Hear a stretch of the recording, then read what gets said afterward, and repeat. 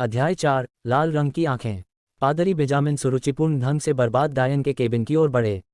उन्होंने धीमी और कोमल आवाज में बात की, शातिर चुड़ैलों, वे लोगों के मानस और जागरूकता का शोषण करते हैं, खासकर आज की रात की तरह जब चांदी का चांद आसमान में मौजूद होता है। सौभाग्य से उस महिला ने कोई वास्तविक काली शक्ति प्राप्त नहीं की है। उसके मंत्र अधिक से अधिक कई व्यक्तियों को ही प्रभावित कर सकते हैं। वह स्पष्ट कर रहा था कि केवल लुसियन ही रोने की आवाज क्यों सुन सकता है। इससे पहले कि लुसियन कुछ पूछ पाता, मानो वह जानता था कि वह क्या पूछना चाहता है। बेंजामिन ने सफ़ेद दस्ताने पहनकर अपने हाथ आगे बढ़ाए और जारी रखा, हम धन्य हैं, इसलिए केवल हम दुष्टों के रोने की आवाज़ सुन सकते हैं।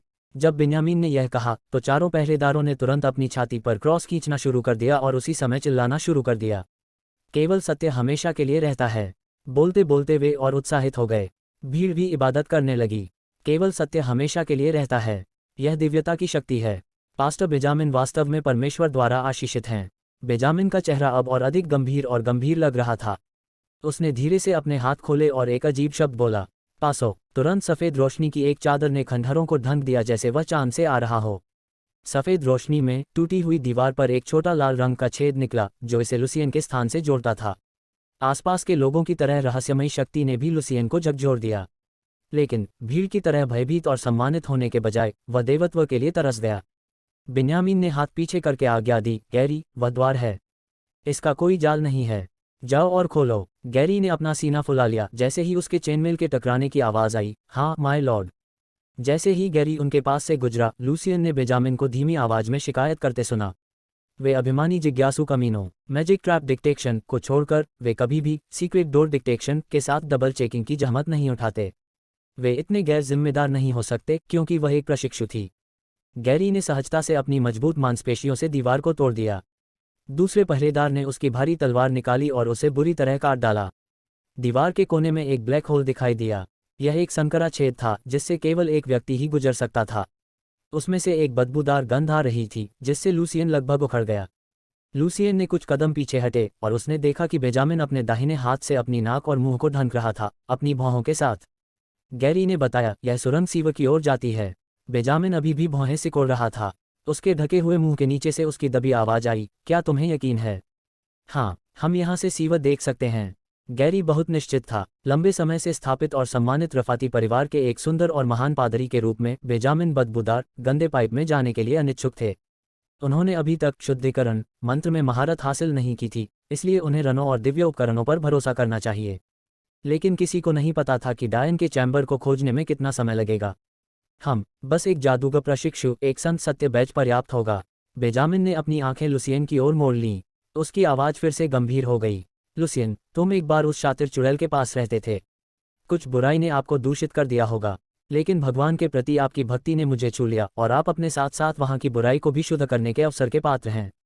जाओ लुसियन, मैं तुम्हारी मदद करने के लिए तुम्हें अपना बिल्ला उधार दूंगा। भगवान आपका भला करे। लुसियन का दिमाग ऐसे गूंजने लगा जैसे अभी अभी हथौड़े से मारा गया हो। उसने सोचा कि पास्टर बेंजामिन और पहरेदारों के पास जाने के बाद सब कुछ ठीक हो जाएगा, लेकिन पादरी ने उसे नीचे जाने के लिए कहा। वह सिर्फ एक साधारण आदमी था जो हाल ही में बीमारी से उबरा था, लेकिन अब उसे शैतान का सामना करने के लिए भूमिगत होना पड़ा। क्या वे मजाक कर रहे थे? लुसियन के गूंगे और झिझकते हुए चेहरे को देखकर बेंजामिन ने दया से पूछा, आप कह रहे हैं? नहीं। बेंजामिन की कोमल आवाज सुनकर लुसियन को डर लग रहा था। अगर उसने मना कर दिया तो उसे फिर से चर्च द्वारा संदेह हो सकता है। इसके अलावा बेंजामिन उसे जादू का बिल्ला देगा और उसके रक्षकों को लुसियन के साथ जाना था। लुसियन ने सोचा कि यह मिशन इतना खतरनाक नहीं होगा। लुसियन के पास हालांकि कोई विकल्प नहीं था। भीड़ पास्टर बेंजामिन की उदारता और ईश्वर की दया की प्रशंसा कर रही थी। लुसियन ने एक कड़वी मुस्कान को निचोड़ा और उत्तर दिया, नहीं, यही मेरा सम्मान होगा। पादरी ने लुसियन की कड़वाहट को नज़रअंदाज कर दिया। उसने बैच को अपनी गर्दन पर उतार दिया और लुसियन को सौंप दिया। यह संत सत्य बिल्ला है। मैं आप पर एक आशीर्वाद मंत्र भी डालूंगा ताकि आप बेहतर तरीके से ध्यान केंद्रित कर सकें। जब आप मंत्र का जाप करते हैं और बैच को छूते हैं तो आप भगवान की शक्ति को बुला सकते हैं। उद्धरण चिन्ह। उसकी बातें सुनकर लुसियन थोड़ा शांत हुआ, फिर उसे बैच के बारे में उत्सुकता होने लगी। यह एक चमकदार सफ़ेद क्रॉस के साथ जड़ा हुआ एक सोने का बिल्ला था जिसके चारों ओर विभिन्न रेखाएं और पैटर्न जैसे वृत्त, वर्ग, त्रिकोण थे। वे एक दूसरे के साथ जुड़े हुए थे जिससे यह और भी रहस्यमय और गंभीर रूप दे रहा था। जब लुसियन बैच को पकड़े हुए था, उसने महसूस किया कि एक कोमल और प्रेमपूर्ण शक्ति उसके पूरे शरीर में प्रवेश कर रही है। सर्द रात में भी लुसियन को लगा जैसे वह तेज धूप में खड़ा है। बैज में 2 निम्न मंत्र होते हैं, हल्की और मामूली चोट का उपचार। इसमें 3 स्तर 1 मंत्र भी शामिल हैं, shield of light, sword of light और होली स्ट्राइक। प्रत्येक का उपयोग दिन में एक बार किया जा सकता है। अब मंत्रों पर ध्यान दें। एक सामान्य व्यक्ति के रूप में लुसियन समझ गया कि ये मंत्र उसके लिए कितने महत्वपूर्ण हैं। मंत्र लंबे नहीं थे, बल्कि उनके स्वर में महारत हासिल करना कठिन था। उन्हें मुश्किल से याद करने में उन्हें थोड़ा समय लगा। बेंजामिन ने अपना हाथ फिर से बढ़ाया, लुसियन पर सफ़ेद रोशनी की किरण डाली। प्रकाश के गायब होने के बाद लुसियन ने तरोताजा महसूस किया और बहुत स्वस्थ महसूस किया। लोगों की आवाज़ें भी उनके लिए और स्पष्ट हो गईं। इस आदमी को पास्टर बेंजामिन से बैज मिला है। ओह, परोपकारी यहोवा बेन्यामीन, हम भगवान की स्तुति करते हैं, हम पादरी की प्रशंसा करते हैं। लुसियन ने प्रतीक्षा की और बेंजामिन को गार्डों पर आशीर्वाद देते हुए देखा। उनकी कास्टिंग के बीच हमेशा 2 से 3 सेकंड का अंतराल होता था। तैयारी के बाद बेन्यामीन ने कहा, पौलुस, तुम यहाँ प्रवेश द्वार पर रहो। गैरी, हॉवसन, कोरेला, तुम लुसियन के साथ जाओ। उनका चेहरा तब गंभीर हो गया जब उन्होंने अपनी छाती पर एक क्रॉस खींचा। भगवान की रोशनी आपको आशीर्वाद दे। केवल सत्य हमेशा के लिए रहता है। वे गार्ड सक्रिय हो गए और चिल्लाने लगे। लुसियन थोड़ा धीमा था, वहां खड़े होकर उसे शर्मिंदगी महसूस हुई। जब वे सुरंग की ओर जा रहे थे तो पहरेदार पॉल बेन्यामीन के पास गया और धीमी आवाज में पूछा, हे मेरे प्रभु, वह क्यों? बैज और मंत्र के साथ गार्ड भी शक्ति को बाहर ला सकते थे। इस तथ्य के बावजूद कि वे पादरियों की तुलना में धीमे थे, फिर भी वे एक कमजोर युवा लड़के से बहुत बेहतर थे। यदि बेन्यामीन वहां अकेले नहीं जाना चाहता था तो भी वह पहरेदारों को काम करने के लिए कह सकता था। पादरी ने गुप्त मार्ग के प्रवेश द्वार को देखा और धीरे से उत्तर दिया, उसकी आत्मा औसत व्यक्ति से अधिक मजबूत है। वह काम को बेहतर तरीके से कर सकता है। वह सिखाने के लिए बहुत बूढ़ा है, हालांकि उन्होंने कहा। छेद के अंदर मिश्रित बदबूदार गंध ने लुसियन को लगभग फेंक दिया। आप एड्रॉन में रहते हैं और आप पाइप की गंध नापसंद करते हैं। ऐसा लगता है कि आप सभी मेरी सोच से बेहतर जीवन जी रहे हैं। सिटी ऑफ चैंट एंटिफ्लो में गरीब लोग जिनके पास छिपने के लिए कोई जगह नहीं है, वे सीवरों में रहते हैं। काले बालों और बड़े चीकबोन्स वाले लड़के कोरेला ने अप्रत्याशित रूप से टिप्पणी की। इससे पहले कि लुसियन अपना मुंह खोलता, गैरी हिल गया और कोरेला को चुप करा दिया। बाद वाले ने कंधे उचकाए और बात करना बंद कर दिया। वह आगे बढ़ा और पाइप में कूद गया। उसके बाद लुसियन ने कुछ फिसलन पर कदम रखा। करीब से देखने पर उन्होंने पाया कि वे अजीब काय थे।